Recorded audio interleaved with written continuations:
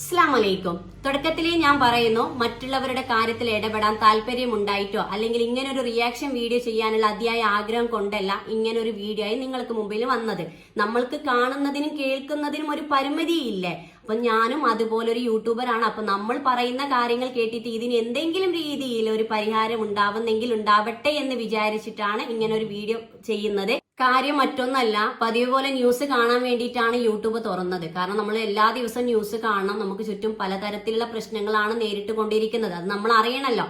അങ്ങനെ നോക്കിയപ്പോൾ വല്ലാത്ത വിഷമവും പ്രയാസം നൽകുന്ന ഒരു വീഡിയോ ആണ് ഞാൻ രാവിലെ തന്നെ കാണാനിടയായത്. മറ്റാരതുമല്ല, സാജിദ ഷാജി എന്ന് പറയുന്ന ഒരു യൂട്യൂബർ ഉപ്പയില്ലാതെ ഈ മക്കളെ കഷ്ടപ്പെട്ട് വളർത്തിയ സ്വന്തം ഉമ്മയ്ക്കെതിരെ, അത് നിങ്ങൾ വിചാരിക്കുന്നത് പോലെ ഉമ്മാക്ക് ഗിഫ്റ്റ് കൊടുക്കുന്നോ അല്ലെങ്കിൽ ഉമ്മയെ ഉംറയ്ക്ക് അയക്കുന്നതോ അങ്ങനെ സന്തോഷകരമായ വീഡിയോ ഒന്നുമല്ല.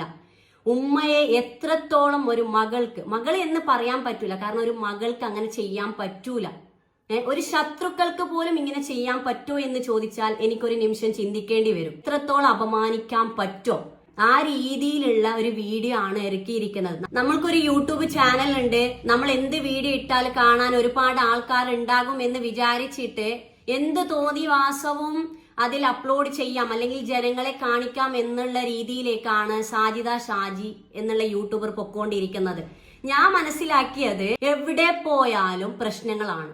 അതിനി യത്തീംഖാന ആയിക്കോട്ടെ അല്ലെങ്കിൽ അതൊരു പാർക്ക് ആയിക്കോട്ടെ, അവിടുത്തെ ഭംഗിയൊക്കെ ഏറ്റവും കൂടുതൽ ഇല്ലാത്തത് കൂട്ടി പറയുന്നൊക്കെ പറയില്ലേ, അങ്ങനെ ആയിരിക്കും നല്ലത് പറയാം.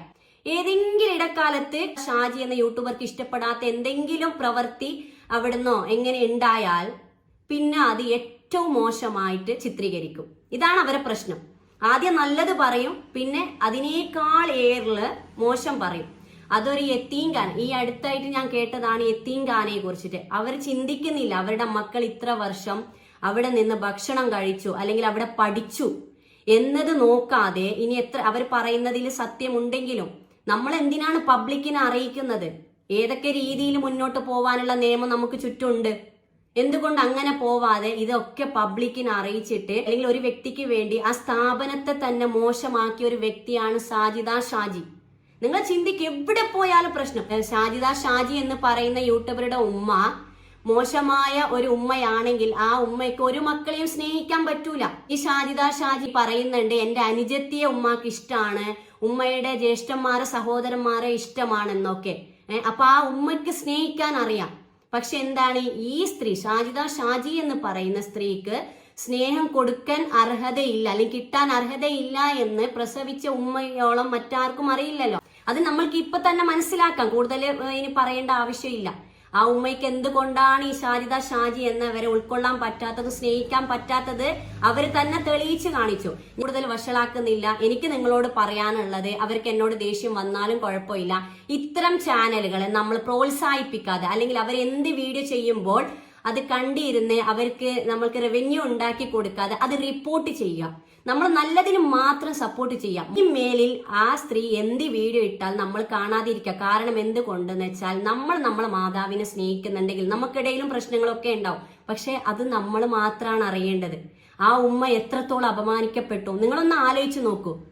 ആ ഉമ്മയെ അറിയുന്ന എത്ര ആൾക്കാരുണ്ട്? നമ്മൾ അറിയില്ലായിരിക്കാം.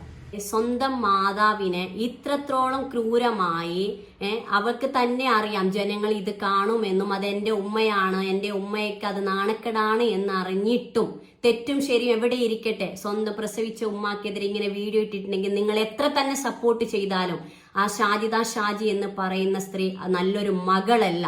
സാജിദ ഷാജിയെ നിങ്ങൾ ഈ 5 മക്കളെ നമ്മൾ നോക്കുന്നു അല്ലെങ്കിൽ നല്ല സ്നേഹത്തിൽ ഒരിക്കലുമല്ല. അവര് തന്നെ ഒരു വീഡിയോയിൽ പറയുന്നുണ്ട്, ഞാൻ എന്റെ മകനെ യത്തീംഖാനത്ത് അടിച്ചു, അത് അവര് വിചാരിച്ചു അവരോടുള്ള ദേഷ്യത്തിലാണെന്ന്. നിങ്ങളൊന്ന് ആലോചിച്ച് നോക്ക്. പബ്ലിക്കില് ഉമ്മ എന്നില്ല, മക്കൾ എന്നില്ല, അടിക്കാൻ തോന്നി അടിക്കുക, വായിൽ തോന്നിയത് വിളിച്ചു പറയുക, ഇതൊക്കെ ഒരു സ്ത്രീയാണോ? ഞാൻ ഒരിക്കലും ഇതിന് സപ്പോർട്ട് ചെയ്യില്ല.